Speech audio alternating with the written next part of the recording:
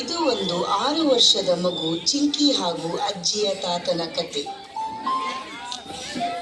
ಚಿಂಕಿ ಮತ್ತು ಅಪ್ಪ ಅಮ್ಮ ಹಾಗೂ ಅವಳ ಅಜ್ಜಿ ತಾತ ಎಲ್ಲರೂ ಒಂದೇ ಮನೆಯಲ್ಲಿ ವಾಸವಾಗಿರುತ್ತಾರೆ.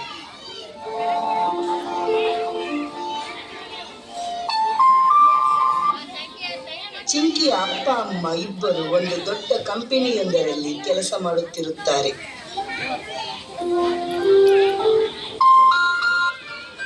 ಆಫೀಸಿನ ಕೆಲಸದಲ್ಲಿ ಇಬ್ಬರೂ ಕೂಡ ಬ್ಯುಸಿಯಾಗಿರುತ್ತಾರೆ. ಹಾಗಾಗಿ ಚಿಂಕಿಯನ್ನು ನೋಡಿಕೊಳ್ಳಲು ಅವರಿಗೆ ಆಗುತ್ತಿರಲಿಲ್ಲ. ಆದ್ದರಿಂದ ಅವಳ ಅಜ್ಜಿ ತಾತ ಅವಳನ್ನು ನೋಡಿಕೊಳ್ಳುತ್ತಿರುತ್ತಾರೆ.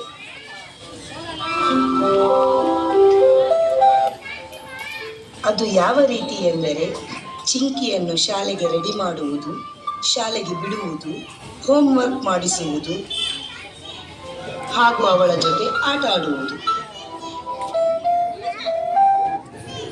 ಅದೇ ರೀತಿ ಚಿಂಕಿಯೂ ಸಹ ಅಜ್ಜಿ ತಾತನ ಜೊತೆ ಪ್ರೀತಿಯಿಂದ ಇರುತ್ತಿದ್ದಳು.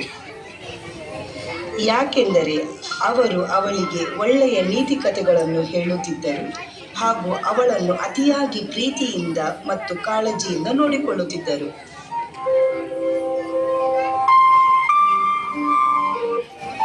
ಬನ್ನಿ, ಚಿಂಕಿ ಹಾಗೂ ತಾತ ಅಜ್ಜಿಯ ಒಂದು ಪುಟ್ಟ ಕಥೆಯನ್ನು ನೋಡೋಣ.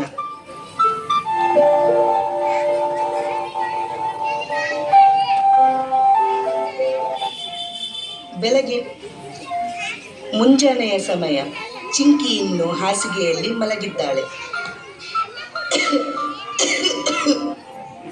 ಅರೆ ಚಿಂಕಿ, ಬೇಗ ಎದ್ದೇಳು, ಶಾಲೆಗೆ ಹೋಗ್ಬೇಕಲ್ಲ.